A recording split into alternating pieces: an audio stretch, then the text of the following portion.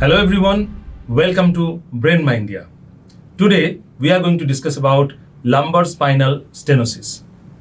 And we have in our studio famous doctor, Dr. Jakir Hossain Laskar. Welcome to our studio, doctor. We have already heard about lumbar spinal stenosis. We will discuss about the topic lumbar spinal stenosis. And my first question will be, what is lumbar spinal stenosis? Yes. Inside the name, lumbar is the area in the spinal canal in the lower part area, and spinal means spinal cord, and stenosis means compression. So lumbar spinal stenosis is a condition. Actually, it is a degenerative condition of the spinal canal. It is situated in lower back area, and common symptoms include when spinal canal stenosis occurs, back pain. Sometimes pain may radiate towards lower extremity, legs and thighs, along with mobility changes. Movement disorder occurs also because of lumbar spinal stenosis. Actually, I want to discuss this matter with my BrainMindia treatment protocol. A particular patient, I should at first include the patient profile. Patient name will not be disclosed, but age 49, gender male, profession wood businessman, and differential diagnosis was done by me along with my team, and it was differentially diagnosed lumbar spinal stenosis. First of all, I have to say about initial symptoms. When that particular patient came to my clinic for consultation, I have asked questions regarding symptoms, and he in that point of time was experiencing chronic lower back pain, which was radiating towards legs, numbness and tingling sensations in the thigh and calf muscle area, reduced mobility, and along with difficulty standing. These are the main symptoms incorporated in the case taking. General symptoms.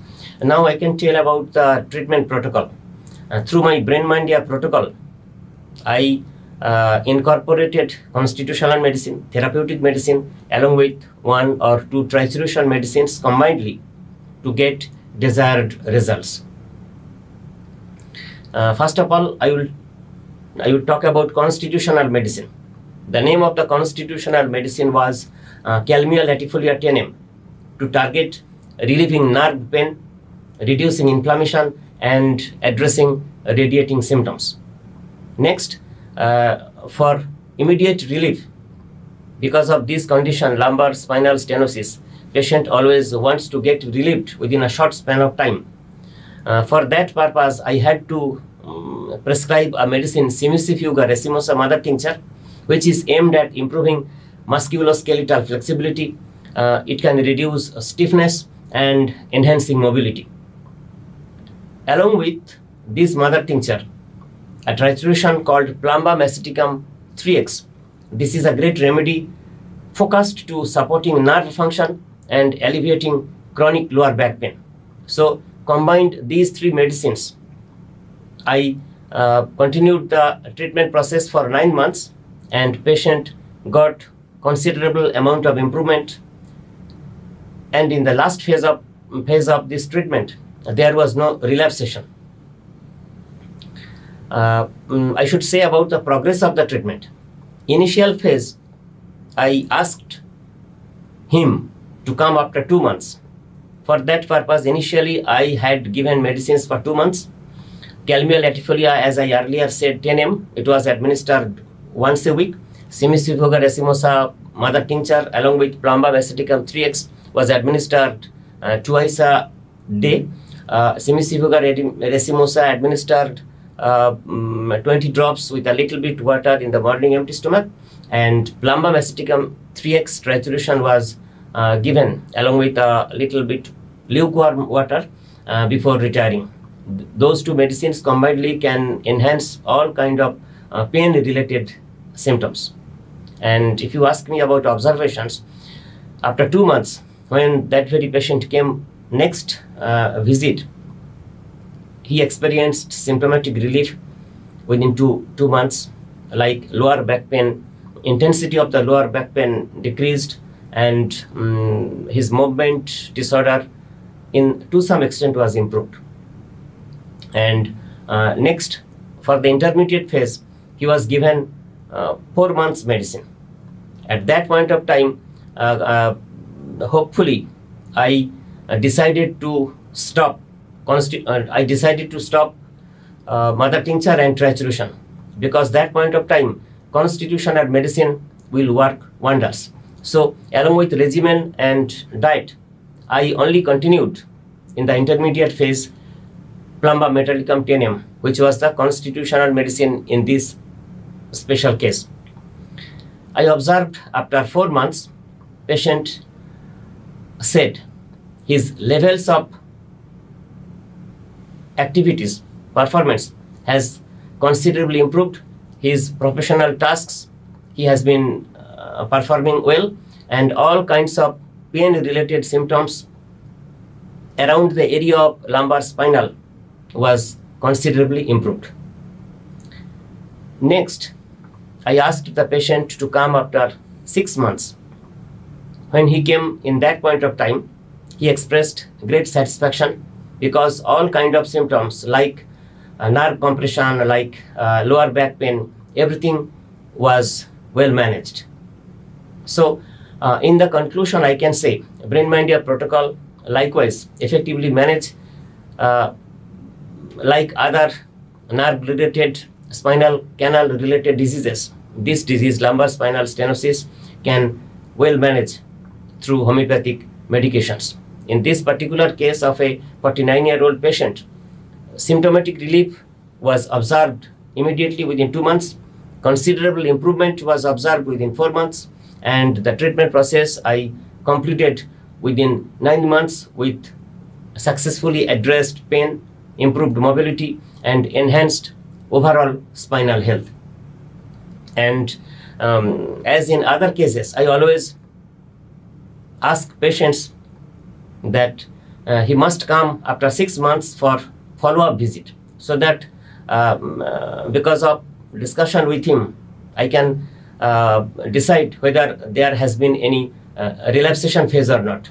Hopefully, he came after 7 months and he had no relaxation. He has been well managing his professional life along with his personal life. While listening to your advice, I have a few questions in my mind, and I want to ask you one by one. Number one is that you have used the term management in this case. Yes. Why management? Yes. Means we cannot cure it, or we have to manage it. All kinds of neurological chronic conditions. Okay. It cannot be completely cured. You must not expect 100% cure, because the condition aggravates in course of time. It may take 2 years, 3 years, 4 years, and because of that, many kinds of degenerative process cropped up in the system. So the procedure of the treatment should be likewise. At first, what patient asks, he asks to get improved within a short span of time, especially pain-related symptoms. Get relief from the pain. When he gets those symptoms relieved, he will think that doctor will be able to do something more for, and in course of time, as much as possible. In this case, I can say, in this particular case, we reached 90% improvement. Okay. And as no relaxation were occurred, so it is a successful case study. Second question is